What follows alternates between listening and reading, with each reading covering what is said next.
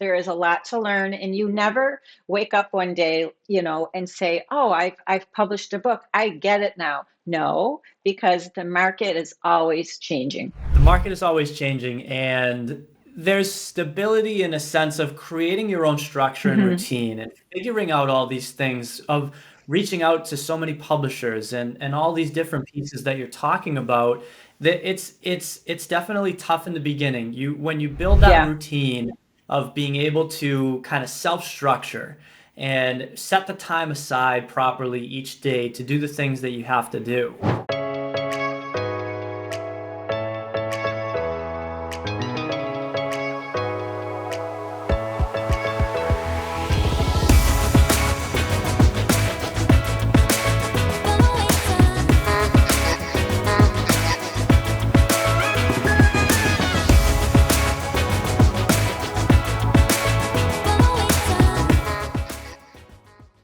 Hey everybody, welcome back to another episode of the Traveling Teacher Podcast, teachers who left the classroom but not education as a whole. Today we have a very special guest. Tina Shepardson is a former 5th and 6th grade English, science, and math teacher who taught in Syracuse, New York for 33 years. Tina realized it was time to transition into a different setting that contributed to kids' lives in other ways. 2016 was a time when Tina, having just turned 50, knew she would be leaving at age 55, realized it was time for a shift, and began developing her plan B. Tina has since written children's books, including Walkout, Canines Unleashed, and The Sorry Seeds. Tina is also the host of her own podcast, the Lil Leaders Podcast, a bi-monthly podcast devoted to hearing the stories of young students and what makes them leaders, as well as adults, making an impact on kids. Tina, thank you so much for joining this podcast. I'm really looking forward to this one. Oh, thanks for having me. I look forward to our conversation. 33 years in one school is no joke, right? That is a lot of time in one school, and as I've mentioned in other podcasts, you really are a pillar within a community, and I'm sure that you noticed that. You have a couple generations that you teach, maybe the kids of other people that you taught. But before we get into all of that, where did this all start for you? When did you know you wanted to become a teacher? I really didn't know I wanted to teach per se until I worked at a daycare when I was in college for a summer job. But all through my childhood and my upbringing, I loved books. I loved making them with paper, yarn, scissors. I loved sharing them with kids I babysat for. Babysitting was a huge part of my youth. And then when I got the job at the daycare and worked in a classroom setting environment, granted they were toddlers, I just fell in love with it. It's hard not to, right? I mean, I feel like everybody has their own specific ages that they like to teach, but any age that you do like to teach, it's such a good feeling. It's such a nice energy. You are helping the next generation in a positive way. Tell us a little bit about your education background. So it's going to get better. I did do 33 years in one district. That same district is where I went to school, K-12. I didn't plan it that way. So I went to West Hill. It's a wonderful, still small district in upstate New York. And when I went to college, I did go for elementary education and a master's in curriculum. And following that, for about a year and a half of substitute teaching, I did different leaves for teachers that were taking time off to have kids, and landed back in my district. The long-term subbing, I think, is something, it's how I started out as well.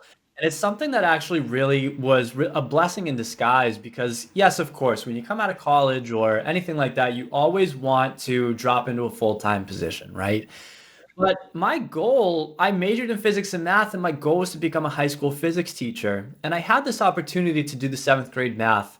And Tina, I absolutely fell in love with the middle school to the point where that was what I did for the 8 years that I ended up teaching. So the long-term subbing and being able to kind of bounce around, see different roles, see different classrooms, all of these things are really good experiences to becoming the well-rounded teacher that everyone wants to become. That's so true. I thought for sure I wanted kindergarten. And it wasn't until I was substitute teaching that I was going into different grade levels and realizing I definitely liked the older kids. Yeah, it's really amazing. So what grades did you end up teaching aside from the long-term kindergarten ones? For most of my teaching career, I had grades 5 and 6.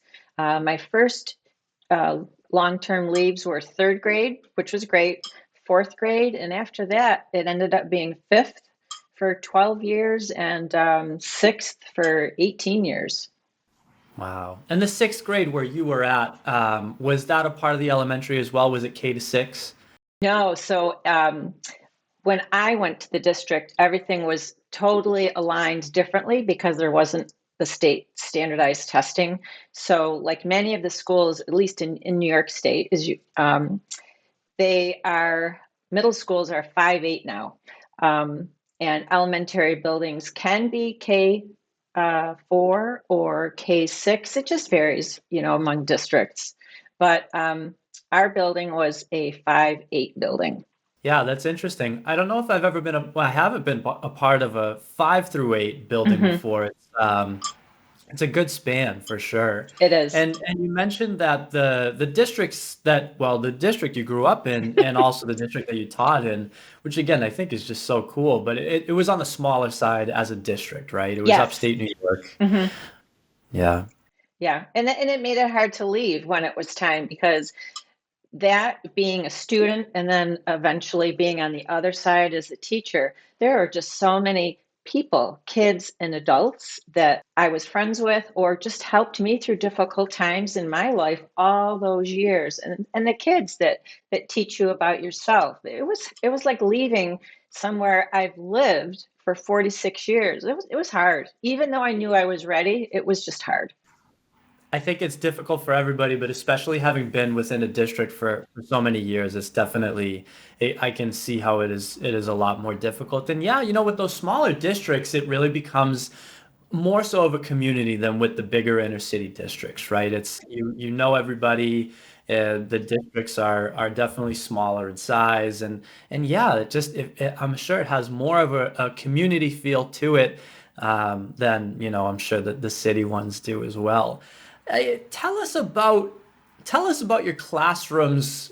I'm sure that the third grade classrooms were different than the sixth grades. Tell us about kind of the physical appearance, how you set your classroom up.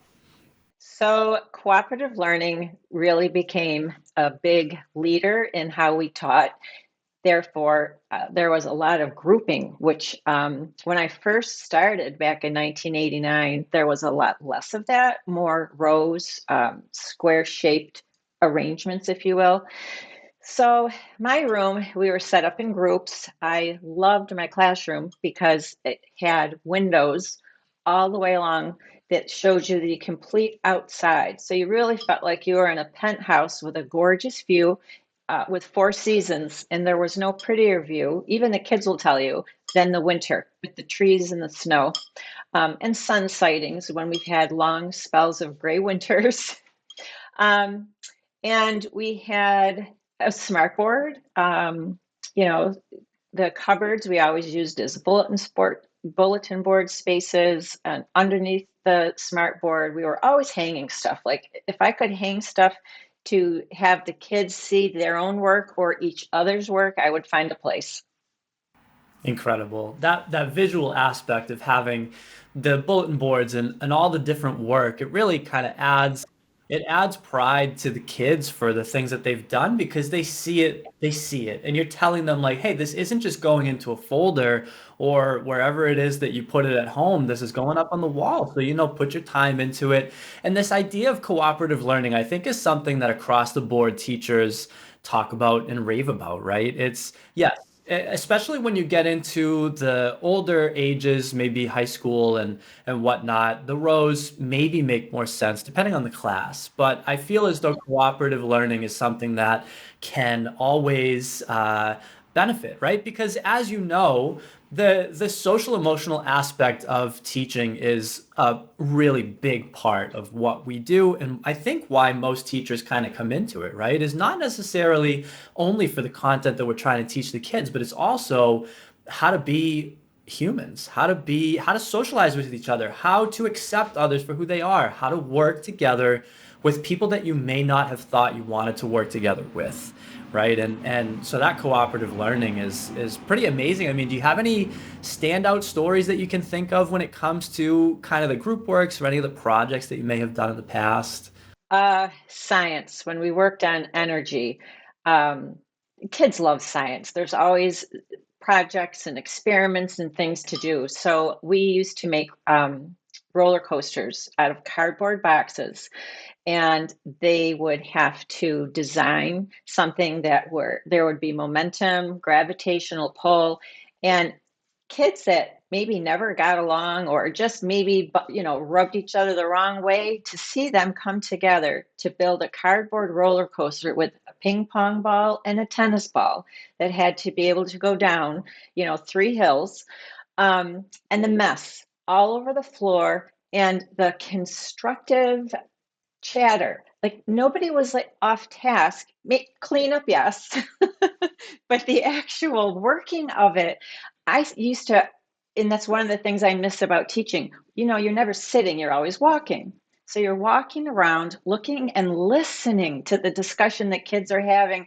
And as you say, with the social emotional aspect, just them learning that give and take. It's great. Every year I look forward to that. It's such an amazing feeling to walk around because again, it can be difficult with a classroom of any amount of kids to structure it properly, to really set the ground rules for what it comes to when it comes together with group work, or how to, manage these things in general. And when you walk around and you really don't have to do the lecturing or anything like that, and you see these kids really thriving. And like you said, I really like what you said about how two kids who were maybe clashing prior, they were really working together and figuring this thing out and creating an awesome roller coaster and whatnot. So I think it's so refreshing, and honestly it's something that I always enjoy reminiscing on, because I think everybody misses the classroom when they do leave.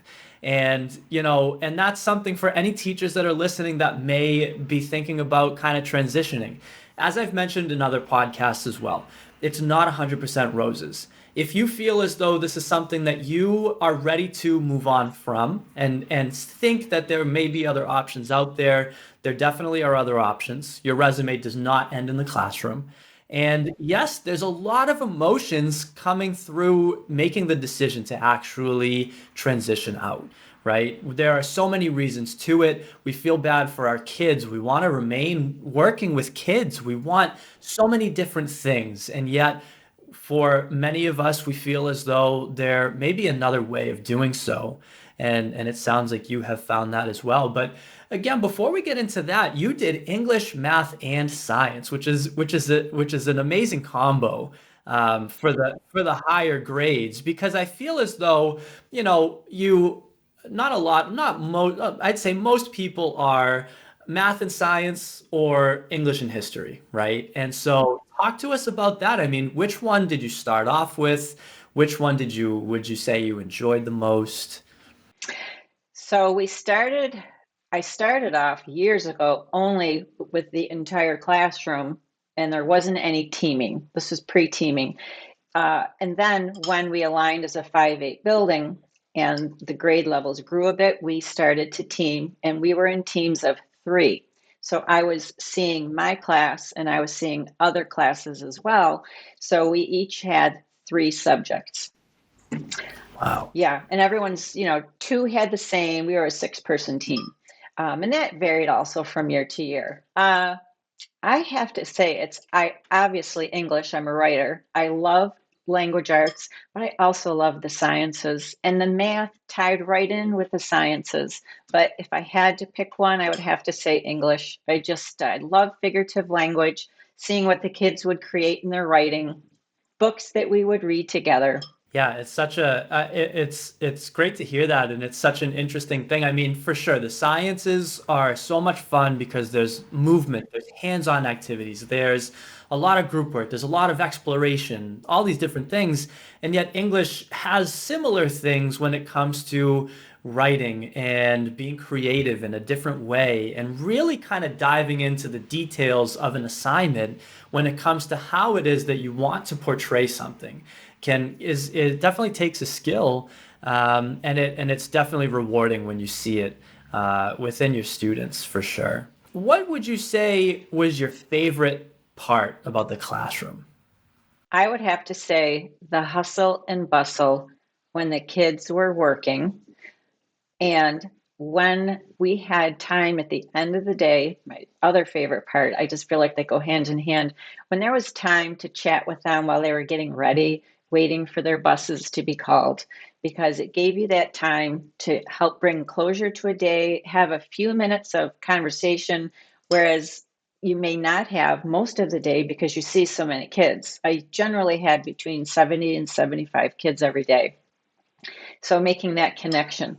But my favorite part is just when everybody was working, collaborating, and just loving where they were and what they were doing together. Absolutely. Just again, going back to what we talked about before, just seeing the students be students, working together, being humans, and working on things that are productive for them and things that they get excited about, and all of that. I definitely resonate with what you're saying. And again, it's a tough thing to leave, right? It's a tough thing to see that, be a part of it, like you mentioned, right? At the end of the day, when the buses are coming and everybody's kind of settling down and all of that, you have the ability, you have the time to have conversations with kids where, like you said, you may not have been able to do so during the middle of a class or anything like that because everybody's so busy and we have things that we want to accomplish for the kids, right? So that social piece as well afterwards is something that is it's very nice. It's kind of like, hey, this isn't a time where we have a deadline or we have something that we have to do. This is time for you to just tell me about your day, tell me what's going on in your life. And as you had mentioned at the beginning of the podcast, I mean, the amount that I personally learned from students, just about myself and about being a person as well, was one of the most beneficial things for me. I mean, it was just such a nice thing that I don't necessarily know if anybody would really expect going into it teaching for the first time. The amount of lessons and everything that you learn from the kids. You know, yeah, it's a very, very amazing thing. I mean, um, it- was there a a student turnaround story that you can think of? I'm positive there were many, but is there one that you can kind of think of that really stuck out to you that you can remember? Yes. So in the 90s, I'm going to say mid 90s, I had an autistic student named Dan, and he was a really tall kid, and he was very nonverbal. So my class, the rest of the kids didn't really know how to handle or connect or work with him, and him also. He had an aide, so he had a habit of just screaming out at times. That was just when he felt overly stimulated, and kids sometimes laughed. And I don't think it was because they were being rude or insensitive or disrespectful. I think they just didn't know how to react because they didn't have a lot of prior knowledge or experience. So often, when the aide would take him out of the room, maybe for a walk and come back, I would talk to the kids and we would share feelings and maybe what were they comfortable with or uncomfortable with. So as the year went on, when he would be in groups, even though he was nonverbal, the kids were much more acclimated to him, more open. Everybody was calmer. And I will never forget, as the year was winding into the last quarter, it was April, and he came up to me, and it was the first sentence he said the entire year. It was that, and he just put his hand on my shoulder and he said, "Can I go to the bathroom, Mrs. Shep?" And I I was crying. Like the aide was standing there. There were kids that were standing there, and I just almost couldn't control the tears. And it just brought that whole year of everyone trying to um, be more cohesive as a classroom for that moment. I still, I don't know what he's doing to this day. He's obviously an adult. He was a smart kid, very smart kid, just processed things differently. What an amazing story, and how rewarding, and how amazing just to feel eventually him getting that comfort, and whatever else may have been there to be able to come up to you and do that. And it really points to, your ability to structure that classroom so well. I mean, it's to have, again, when students laugh at certain things, again, I agree, it's because they haven't really had exposure to it. And I'll be honest, it's actually also very interesting just in everyday life, where I think a lot of adults may not have had a lot of exposure to anything like that as well, and they don't understand necessarily how to react. And that's not a judgment to anybody. It's more so, I've noticed that in everyday life here and there.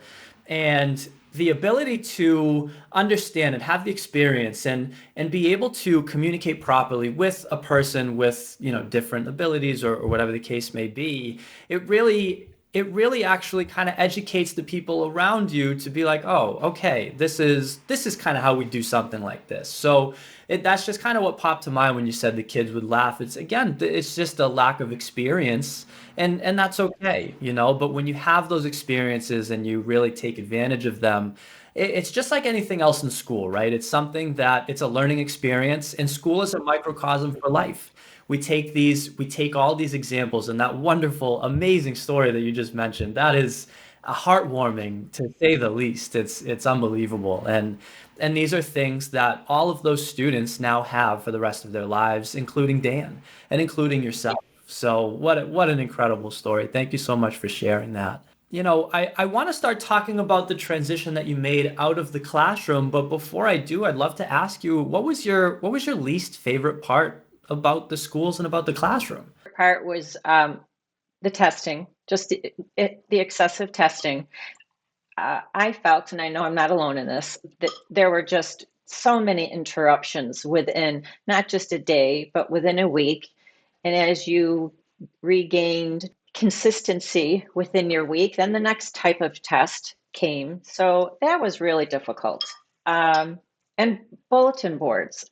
I found that it was so hard if you were doing a lot of three-dimensional projects that were all over the classrooms for people to see, to also get the bulletin boards on the walls done. I just felt like I would have loved a person to help manage those so I could just manage the other stuff. I don't blame you about that. I hear that a lot, and I totally do agree. It's something that, I think within the public schools, and again, to nobody's fault, specifically, I'm sure everything in life in the world could be a little bit better in some ways, but that one piece, I think, is something that it's the time taken to figure out these bulletin boards, to lesson plan, to grade exams, all these standardized tests that are happening now, and there's more and more every single year that goes by, and it really does disrupt the flow of what's happening in the classroom. And it's tough, and I think that any teacher listening or watching right now would agree. I mean, in an ideal world, I think that having some sort of secondary person to do the admin work, so that the teacher could focus on the actual teaching piece. Because a lot of that admin work really does throttle the passion for it. And when the passion is throttled, it really is shown from the students can really tell. And again, it's to nobody's fault, and definitely not this teacher's fault. There's so much going on.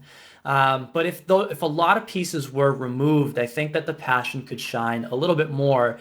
And for anybody who's listening that actually is maybe leaving teaching or wants to do tutoring or something like that, that's something from a traveling teacher that I really made a focus on when I first started this company. Was I understood the things that pained me, and definitely pained you as well, which is what you just mentioned, this extra admin work that had to happen.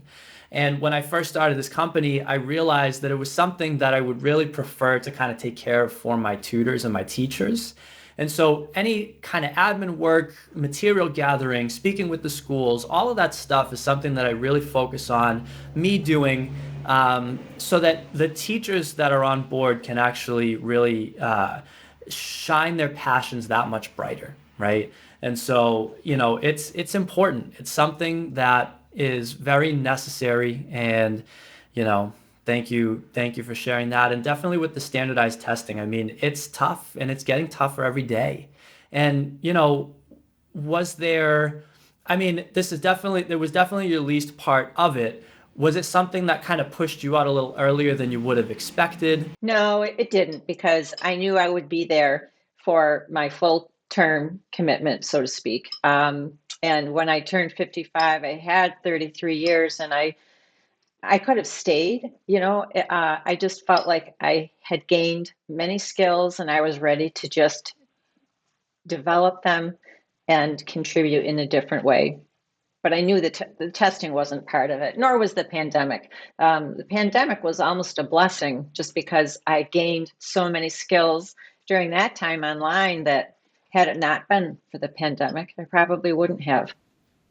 Absolutely, yeah. I mean, there's definitely a silver lining to anything, including the pandemic. I do agree.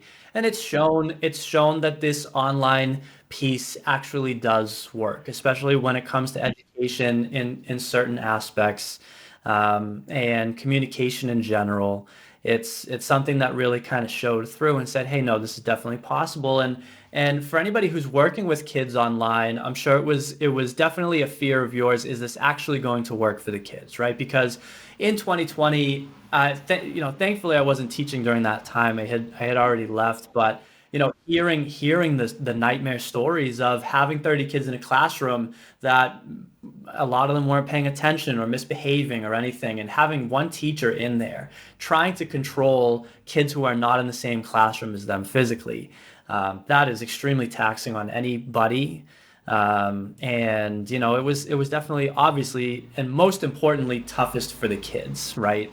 A lot of gaps, a lot of things that were missed, again, to nobody's fault, but this was just kind of thrown on everybody, and everybody had to do the best they could to pick up the pieces.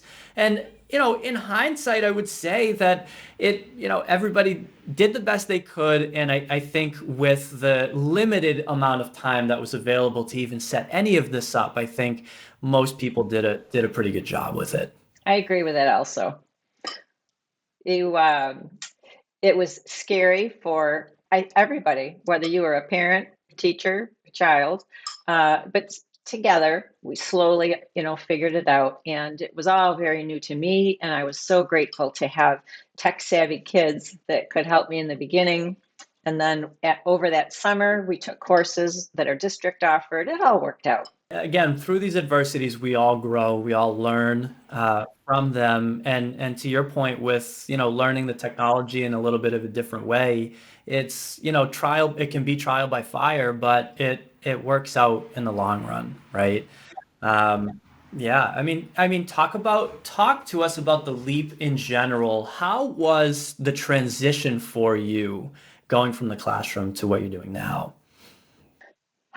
So my last day, I just burst into tears, because even though I wanted to leave, here it was, and I was still ready, and I'd had one foot out the door for the last several years, because I was taking writing classes online and starting to dabble and learn that arena, if you will.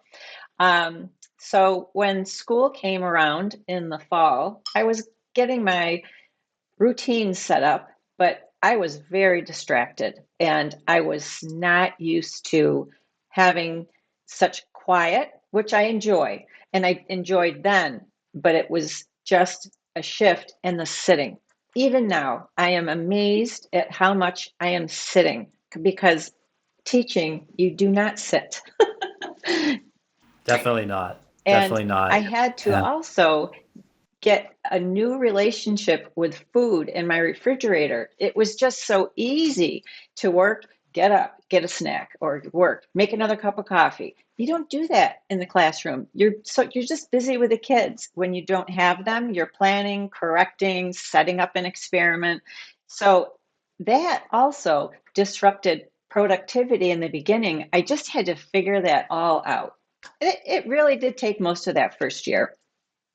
It's a tough learning curve. I mean, the tears at the end of the last school year, which a lot of people who have left the classroom can resonate. It's an emotional time where, again, as you said, even though you know it's something that it was time for you to transition from, it doesn't make it any easier. But what do you think the emotions were really about? Was it the kids? Was it the classroom? Was it the pattern that you had formed over these 33 years? What specific pieces do you think were involved in those emotions of you leaving? It was knowing that I wasn't going to have that daily and yearly interaction with kids. They're just such adorable little puzzles. And even though every day isn't smooth sailing, and even though no two kids are the same. Some are very easy to work with, some are more challenging to work with. And those kids, I think, are the ones that teach you the most about yourself. It was not being able to have that. And the other piece was I had been in the walls of this district since I have a November birthday. So since I was 4 years old. And the smells of the school I miss. So when we had staff days, we were at the high school, my high school. When we had building days in my middle school, in the cafeteria, that was my cafeteria. So there was this sense of my whole life I was walking away from. And that school system has just been such a blessing to me on both sides of the fence. See, it's really just so cool to hear that. I mean, from when you were 4 years old, you've been in the same district for so long. And I mean, what was it like? What was it like going from being a student there and then coming back to actually teach there? And you had mentioned that it wasn't your plan. How did it kind of fall into place? So I did apply to many other districts, and it just, you know how it is. You apply for a job, and maybe you get it, maybe you don't. And it was no, no, no. And then I ended up doing several long-term leaves in my district, and it was my former childhood principal who hired me. Then I was around other teachers that had me as a child. And so that was all wonderful until you got to my high school teachers because I was not the most behaved. My family went through difficult period of time and my parents divorced. So I know I came to school giving them a challenge. I just chatted. I didn't always do homework. And so then here I am now, 5 years later after college or after high school, coming back on the other side. And I really worried, were these people going to respect me, especially the high school teachers that I knew I would see on staff development days? Yeah, yeah, definitely. Yeah, it's funny you mention the kids who are kind of more adverse and whatnot teach you the most, and but also, to your point, I mean, I feel as though teachers can kind of get a gauge of understanding when some other things are going on. I think one of the really important gifts of teachers is their ability to see that obviously this classroom is not the only piece of everybody's life. And especially within your high school times, I'm sorry to hear that you were going through some unfortunate times, and I'm sure that teachers may have, although sure, maybe the chatting and the lack of homework and this and that, I'm sure that they were able to kind of see through that and see that there was stuff going on, and that was something that I always appreciated from teachers, and being a teacher myself is just that patience and understanding of where each student is as an individual at each individual time in their lives and whatever else may be going on, and the ability to at least be there for them in whatever way possible and let them know that, hey, whether you want to or not, I just want to let you know that I'm here to speak about anything that you're comfortable speaking about. Just as an ear for you to try to figure things out and try to process, because again, the teaching does not end at the concepts. It ends at this human to human interaction. And I don't know about you, but for the seventh and the eighth grade, I would say I had two teachers that I think of to this day of just being so human and so amazing and really kind of honing me into this idea of school and all of that. I mean, were there any teachers growing up in whichever grades they may have been in that were real inspirations to you towards becoming a teacher? Yes, I can tell you all of my teachers. um, Definitely. I had a first grade teacher who she was really structured. My book, The Sorry Seeds, is based on my experience with her when I took an apple from her tree and I had to take ownership for a major mistake and face her the next day in school. And she was so kind. She was so warm. And when you're a young child like that, I don't know, she could have been different. She could have been stern, unforgiving. And that really made an impression on me. Um, in high school, I had a science teacher who did not care for my shenanigans, if you will, in class. But he always would keep me after when I needed to make up a lab or an assignment. And during those times, I couldn't believe the wisdom he would give me, the guidance that he gave me, that really made a difference as I left high school and eventually came back and saw him again. Unbelievable. I mean, again, I think for teachers listening, this is a big piece of what we do and why we love doing it, is those kinds of things, those learning experiences with the students and helping them through certain things and just being with them and just being a part of their lives in a professional way, but in such a way that really leaves an impact on who they become. And so, yeah, I mean, it's really amazing. And it's funny. Middle school, you were talking about the way the shenanigans and all of that in the high school, and I would say that was definitely me in middle school. And I think these two teachers that I'm talking about really kind of helped me be a little grounded. I mean, I was definitely rebellious in middle school, and it's so funny that I ended up back there because even back then when I was in middle school, I'm like, this is gonna come back to me one day. And let me tell you, it definitely did. And yet, those learning experiences from those students, where I just looked at them from the very beginning of the school year and was like, this is who I was back in the day, and it's time for me to see the other side of this and accept it and learn from it. And again, to your point of that patience and understanding, I Mhm. think the shenanigans that we do when we're younger help us with that patience of like, hey, I've seen this before because I've done this Yeah. before. You know what I mean? So Yes, it's so true. You do see yourself in them. you do. It's And it's yeah, humbling really. because you can't get upset with them because you did it too. It's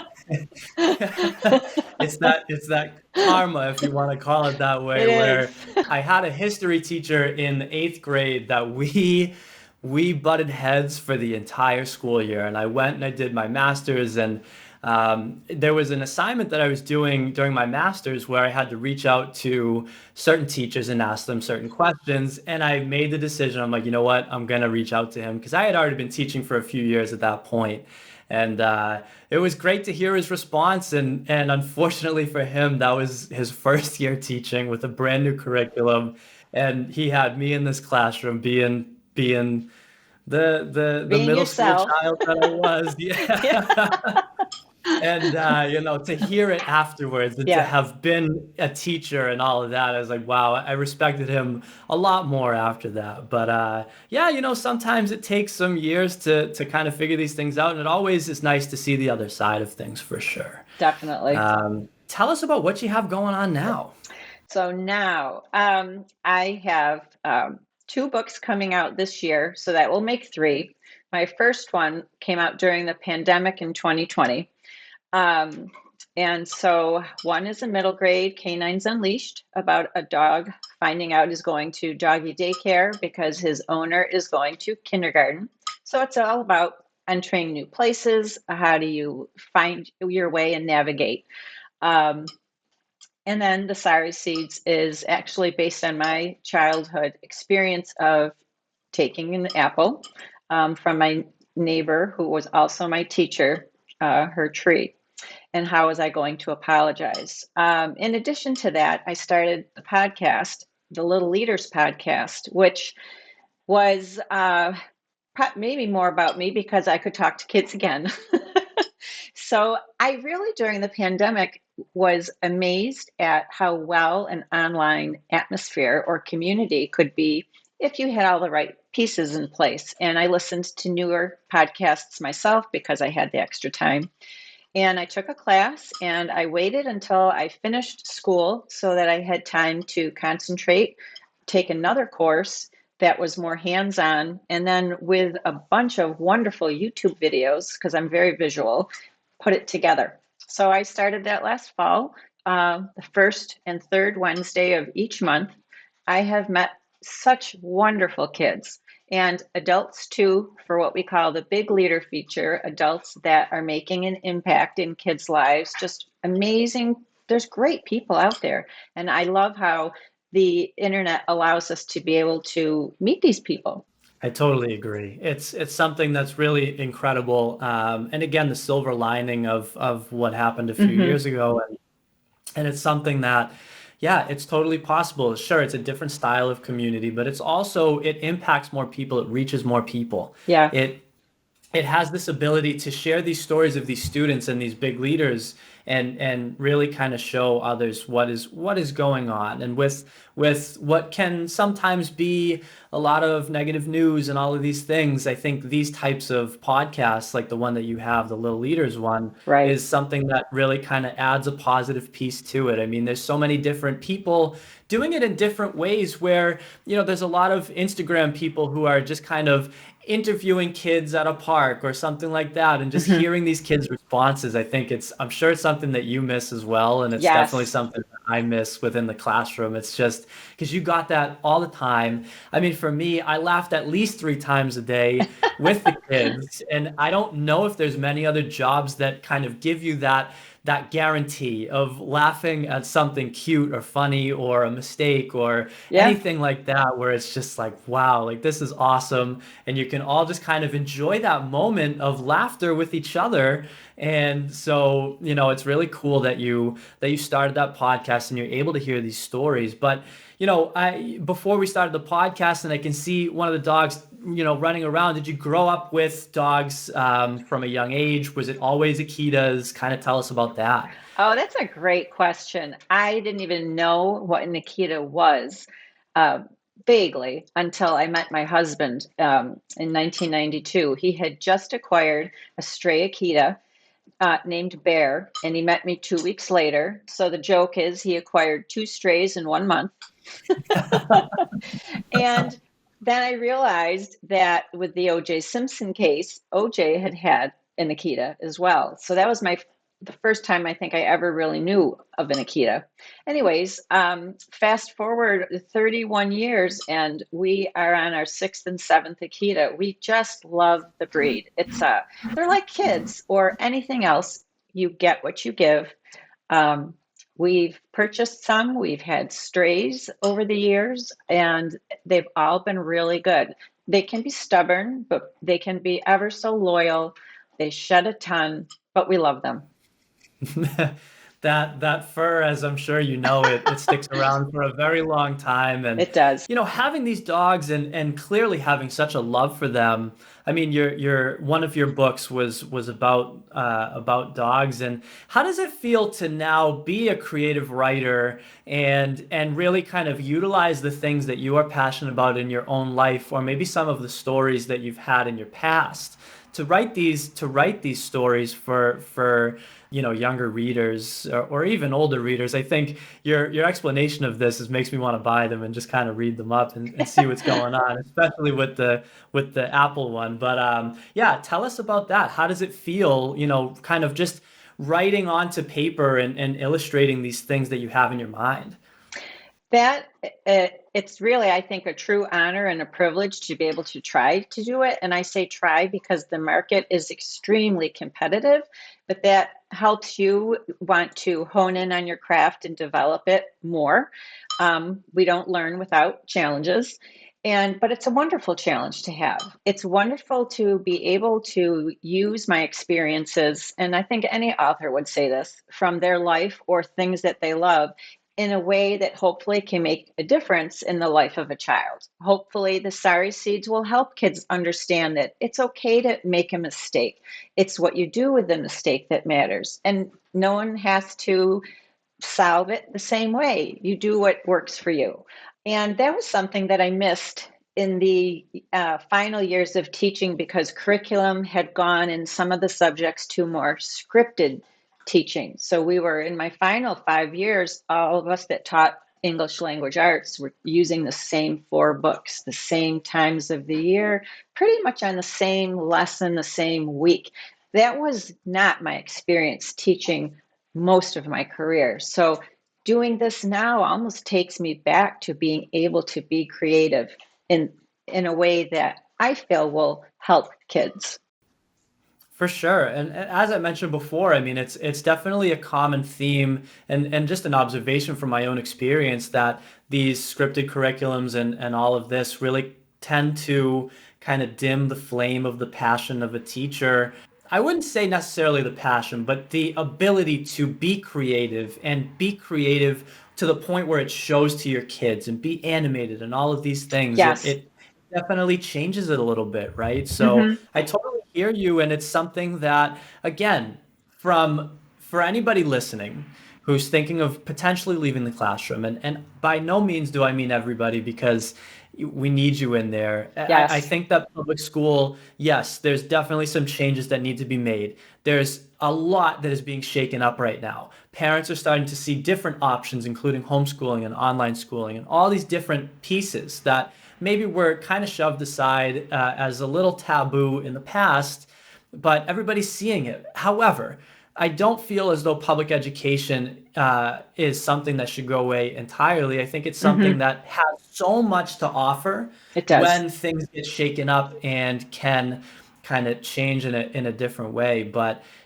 at the same time, it is important to show and note from what you're talking about that you felt this freeing feeling of being Mm-hmm. able to be more creative, to be able to kind of put what you want down on paper, to show people something maybe that happened in your life that you either enjoyed greatly, like the dogs, or Right. something that you learned. One of the reasons that I really want to definitely look at the book about the apple is that I think it's so important in society today to have this sense of accountability for yourself and for the Mm-hmm. understanding that it's okay to make mistakes. Mistakes are meant for us to learn from. Yeah. And even with adults today and kids and everybody, I think it's a very important piece to bring to light that it's okay to make mistakes. And I think that the number one most important thing is the accountability and how you're going to handle that mistake in the future, which is what you talked about that book being about. And so I definitely look forward to reading that. But for anybody who's listening who has kids who may want to read something like that, I think it sounds very, very interesting. Um, so yeah, You can see I it mean, on Amazon. If you go to Amazon and just look up the Sorry Seeds, you can see the entire synopsis, and it's on my website too. oh, wonderful. And I'll definitely put it in the comments on the video as well, where people can find these books because even the illustrations and tell us about the illustrations because if I remember correctly, when I was looking on your website, is there somebody else that's illustrating them and you are the one that's writing them? How does that work? Yes. So different publishers for those books pick the illustrator based on how I think obviously if the illustrator is interested in taking it on and the the vision that they have for it. So what's fascinating is I don't have a say in it, and I like that. I think some people don't, but I my vision is the words, but the illustrator really puts it into a visual form. And that is the coolest thing. So when you see the first sketches, when the illustrator shares those first sketches, it's like you're meeting your character for the first time. It's so cool. Wow, Yeah. that's something that I would have never thought of. That is so cool. Yeah. And it's nice for you to say, that you're okay with the fact that you don't have a choice and that you do get to meet these characters for the first time. Right. And aside from the actual writing piece, how did you go about finding publishers and that whole process of trying to get a book published in general? I mean, there's definitely some learning curves with that, I'm sure. It's huge. It's a big undertaking, as it would be no matter what you go into that's new for you. So there are wonderful writing groups you pay for yearly and that are free online, Facebook, for example, and others. And I met many different writing people through those and have formed some critique groups where we help each other with each other's writing, because you have to have other eyes on your work, things they'll see that you wouldn't see in your own. There's lots of different sites that you can look for publishers as well as agents. So I acquired a literary agent this past January, which I'm very excited to work with. And that's not easy either, because they are being sent so many queries or letters of interest and they need to be able to connect with that person's work that is sent. And generally, they will ask for more work. So if you are looking for an agent, you have to have anywhere between 4 and 6 polished manuscripts ready to submit. And everyone's lives are busy, so you don't hear in a day. It could be months. And it's time consuming, and it's okay. I'm in a stage where I understand that. I don't know. I couldn't have done this 10 years ago, 20 years ago. I don't even know that I would have had the patience. I do now. But Yeah. there is a lot. There is a lot to learn, and you never wake up one day, and say, "Oh, I've published a book. I get it now." No, because the market is always changing. The market is always changing, and there's stability in a sense of creating your own structure and Hmm. routine and figuring out all these things of reaching out to so many publishers and all these different pieces that you're talking about. That it's definitely tough in the beginning. When you build that Yeah. routine of being able to kind of self-structure and set the time aside properly each day to do the things that you have to do. Even the things that you don't want to do. I mean, I'm sure, I don't know how many publishers you tried to reach out to, but I'm sure it was a lot because from what I've heard, it's really like a significant amount. And it's something that at times can be, kind of tiring, and maybe it weighs on you like, well, is this going to work? I haven't heard from 10 different publishers or this or that. And so there's definitely a lot of pressure in that sense. And I feel as though when it starts to kind of break through, I mean, after how many years would you say things started to kind of really make sense and progress? And again, not to a point where you're like, oh, I have this now, because as you said, everything is ever Right, changing. right. But how much time did it take you to really kind of be like, okay, this is something that I'm going to keep doing, That's a great all that? question too. I became serious in 2017. Um, and let's see, 2020 was my first book that was published. I had acquired an agent during that time also, and she was a lovely person. I was very red behind the ears. I think we always are to some degree. And it was just not a good fit for both of us. She had a lot on her plate in other ways. The timing just wasn't there. So when I ended that, I remember thinking, I need a sign. Just show me a sign. And I just kept doing the tasks, taking the classes, writing, all of procedural kinds of things because I like routine.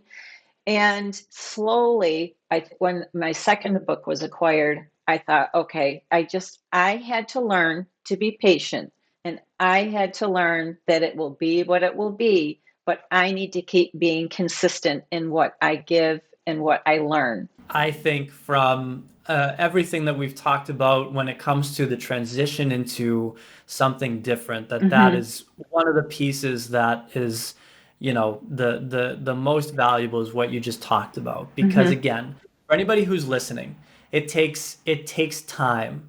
It takes I'll say failure or mistakes Yeah, or yeah. lessons learned for yourself to be able to go in.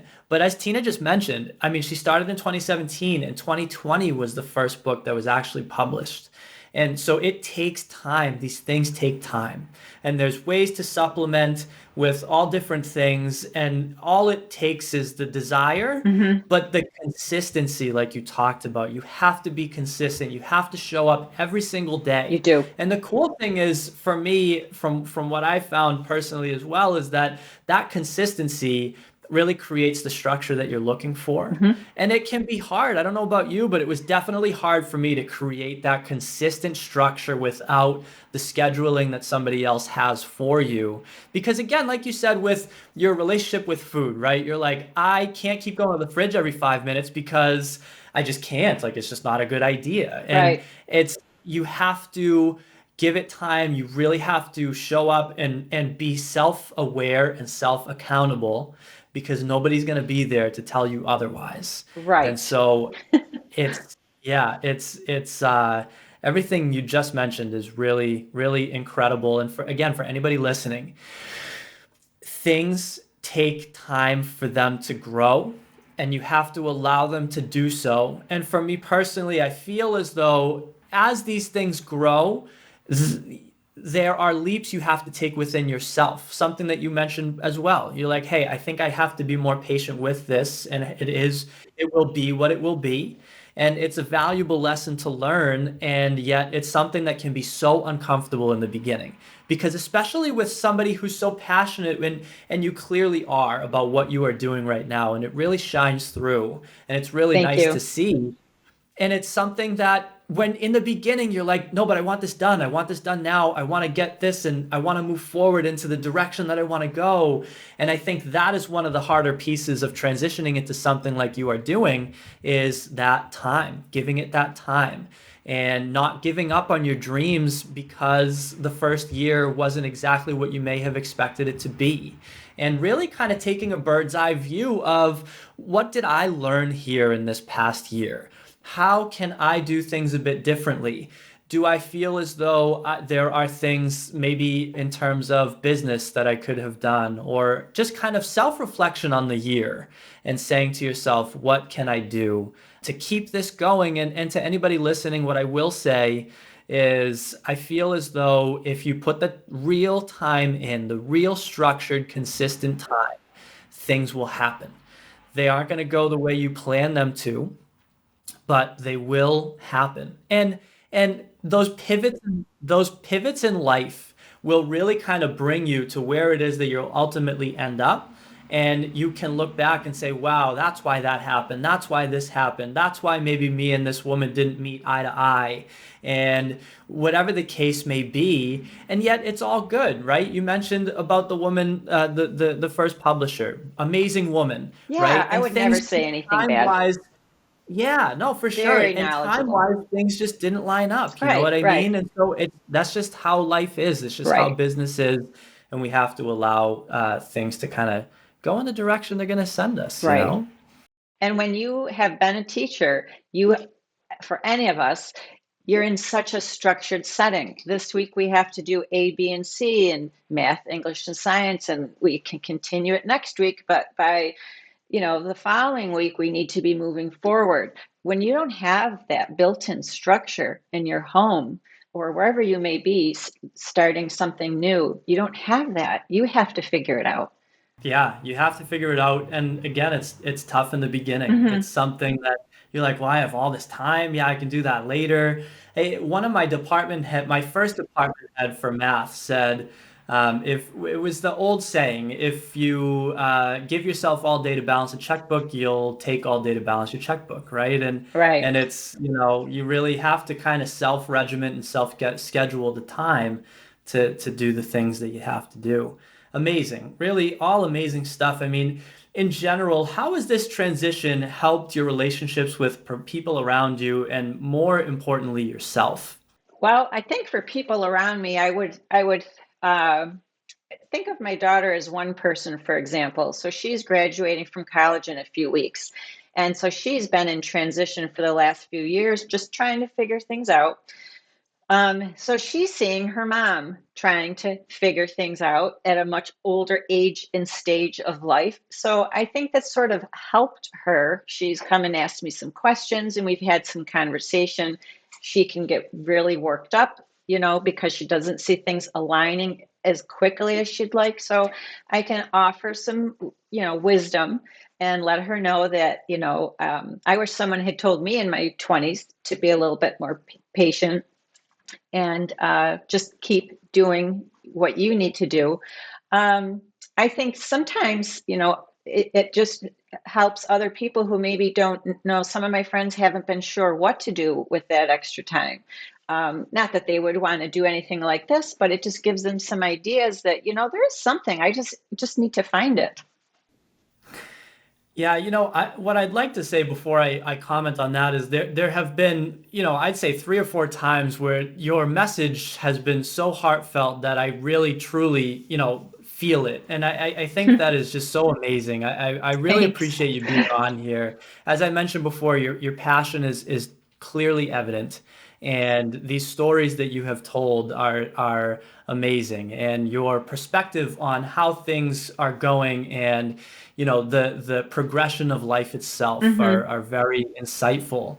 And especially like you said for your daughter, it's really cool for her to be able to see you doing these things. I agree with you. And then the other question was how it's helped me is when you embark on a new journey post teaching, you're like a child yourself leaving college because you're starting over in whatever you choose it to be.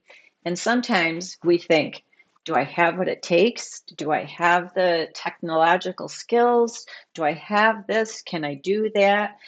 You won't know until you try. I just feel like, and who's going to know if you make a mistake? And I made plenty, I'll still make plenty, but then I just figure it out. YouTube has become my best friend for technology.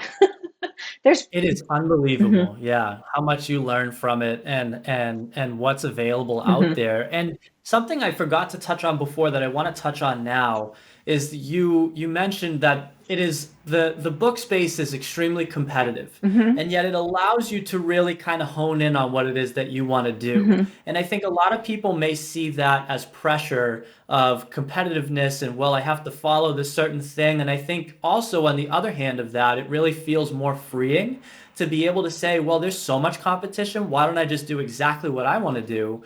And, it'll kind of help me stand out in that way. There are definitely market trends for, things that are selling now that perhaps weren't selling a year ago, but there's room for everyone. It is competitive, but the ultimately the agent, the editor, the publishing house, they have to connect with what you've done, with what you've created. So there is room for everyone. You just have to walk your walk and keep writing to the best of your ability. Definitely. Totally. It's important, and again, it's important for those relationships as well as Hmm. finding the right people to connect with and really that see your vision and see what it is that you're trying to do. And again, I always say for anybody who's listening and for any teachers that are listening, because again, this podcast was created to show people the different options outside of the classroom Hmm. from former teachers that who did not who teachers who did not want to leave education as a whole Hmm. and wanted to do something in a different way. And I think one of the things that any teachers listening right now or anybody trying out anything new that may be listening to this is do not be afraid to niche down in your life. Hmm. Do not be afraid to hone in on the things that you want to hone in on. It may take some time for the right people to come to resonate with the things that you Right. are talking about or you are bringing out there. And yet, those are the people that you want ultimately because they are resonating with what it is that you have inside your soul or whatever it is that you want to call it. So, very amazing. All of this, just incredible. And thank you for talking about how that helped your relationships and yourself. Is there anything that I did not ask you that you really felt as though you wanted to chat about? Maybe the only thing I would add is when you transition, I didn't say I retired, I still say I transitioned because I just changed the how of what I do. But a planner has just been as helpful now as it was when I used it in school. So I plan out my weeks as best as I know, the definites that I have on Sundays. And then I add in other things during the week. And I can look at the end of the week, like on Saturday, and see what I did, what I didn't get done. So that helps keep me on track. And I can look at it and say, you know what, I really did a great job this week, or you need to tighten your time. Amazing. Very important. Mm-hmm. Again, we talked about this idea of self-starting, Yep. self-structure, self-awareness. The organization piece of doing anything outside of a regular 7 to 3 or 9 to 5 or anything like that Yeah. requires extreme amounts of organization, extreme amounts of accountability for yourself. And just like you said, listen, no week is going to be perfect. You Right. can there will be weeks where you're like, wow, I absolutely killed that this week. Like, nice job. And then there's going to be other weeks where it's like, hey, we really got to step this up a little bit. You got to talk to yourself in this way because, again, you are holding yourself accountable. And yet, the reward from Mm-hmm. being able to pursue your passion to the fullest without anybody telling you what you can and cannot do to a degree is the most freeing feeling, and something that I really encourage anybody who has a specific dream to be patient about it and follow that path, because as you can clearly tell from everything that Tina has talked about today, it's worth it. And I'm sure that all the viewers can feel and really see your passion as much as I did today. So thank you for all of this. Couple more questions here. What is one thing you'd like to see change about the current public education system? Oh, maybe if it were possible to just cut down on some of the testing. It goes in phases. And perhaps if it were possible to maybe give teachers back some of that creativity. It can still be aligned with the standards. It can still be aligned with the benchmarks that kids need to meet, but it can be tough having to use the scripted programs and feel like that's the only way that you can work with the kids. Yeah, for sure. Yeah, I totally agree. Is there any lasting message you'd like to leave our listeners with? I think for anyone who's going to try something new. So this summer, I've already read the book on school visits because I have the books coming out this year. I didn't have to worry about school visits in 2020 with my first book because I was teaching. So again, I'm scared out of my mind. I will figure it out, but getting out of your comfort zone is as scary as the first day you walked into kindergarten. But if you're patient with yourself and just do a little bit each day consistently, you will get there. And you will make mistakes, but just do it because we're all getting older. And this is our time to really make those choices while we have our health and while we have the extra time. And we never know what we're capable of unless we try it. Wow. What an amazing final sentence for sure. You never know what you're capable of until you actually try it. It's very well said, Thank and you. and something that, a lot of people should really take to heart and step out of that comfort zone. And I don't want to add any more because I think that was a perfect way to end this. Where can people find you, Tina? So you can find me on Instagram at the Lil Leaders Pod. My dogs also have an account at Ali_Mitzi_H&M. I'm on Twitter at Shephardson Tina and on Facebook, my first name and last, Tina Shephardson, and my website. Yeah, perfect. Tina, thank you so much for being here. I really wholeheartedly feel what I said throughout this podcast. Your passion is clearly evident. You Thanks. have a gift for being able to describe a lot of pieces of life and teaching and transitions. And I truly look forward to looking into these books because, yeah, Thanks. they are personal stories of your Mm-hmm. own and things that you enjoy. And I think the best stories are made from those. So thank you again for joining us. And for anybody who's listening, feel free to like and subscribe. And thank you so much for joining the Traveling Teacher Podcast. Again, I am your host, Peter Panopoulos, and I hope everybody has a great day. Thank you so much for having me. Bye, everybody.